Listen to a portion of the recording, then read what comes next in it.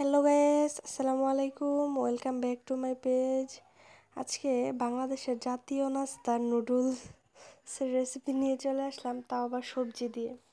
আসলে নুডলস তো এমনি নর্মালি খাওয়া হয়, বাট সবজি দিয়ে খেলে কীরকম লাগে সেটা আজকে আপনাদের সাথে শেয়ার করব। তো এখন আমি সবজি দিয়ে নুডলস রান্না করে আপনাদেরকে দেখাবো। নুডলস এভাবেও ভালো লাগে, সবজি দিয়ে খেতে খুব খারাপ লাগে না। সো নুডলস রান্না করার জন্য এখানে আমি 2 প্যাকেট নুডলস নিয়ে নিয়েছি এবং একটি প্যানে গরম পানি বসিয়ে দিয়েছি। পানিটা গরম হলে অল্প একটু লবণ দিয়ে দিব।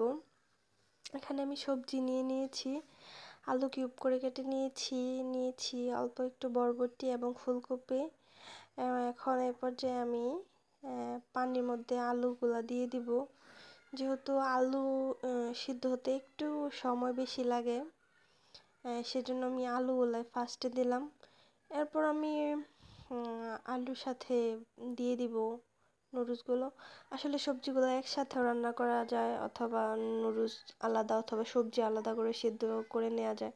তো আমি বারবার ঝামেলা করার চেয়ে একবারে এক পাতিলেই সিদ্ধ করে নিলাম। এরপর নুডলসগুলো দিয়ে দিব, এরপর দিয়ে দিব ফুলকপিগুলো। তারপর একটু নাড়িয়ে চাড়িয়ে একটু সিদ্ধ করে নেব।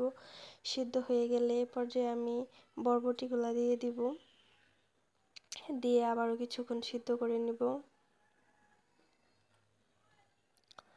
তারপর একটু নাড়িয়ে চাড়িয়ে নেব। সবজি এবং নুডলস ভালোভাবে সিদ্ধ হয়ে গেলে এ পর্যায়ে আমি একটি ছাঁকনিতে এগুলো ঢেলে দিব এবং ঠান্ডা পানি দিয়ে ধুয়ে দিব।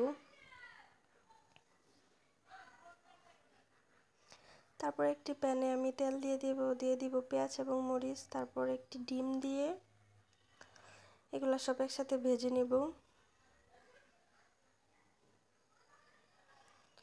ভাজা হয়ে গেলে এর মধ্যে ছেঁকে রাখা নুডলস এবং সবজিগুলো দিয়ে দিব। এরপর এর উপরে দিয়ে দিব নুডলসের ভেতরে থাকা মশলাগুলো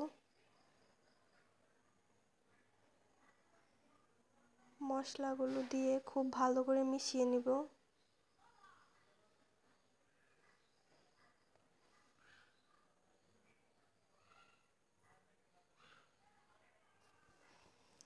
খুব ভালো করে মিশিয়ে নিয়ে এরপর এর মধ্যে আমি অল্প একটু টমেটো সস অ্যাড করে দিব।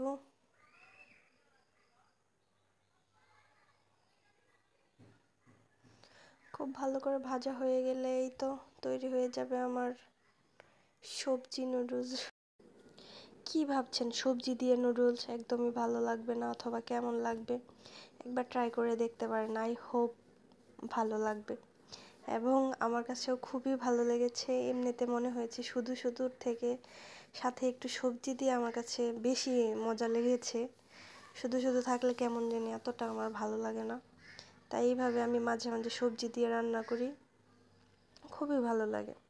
আপনারা ট্রাই করে দেখতে পারেন।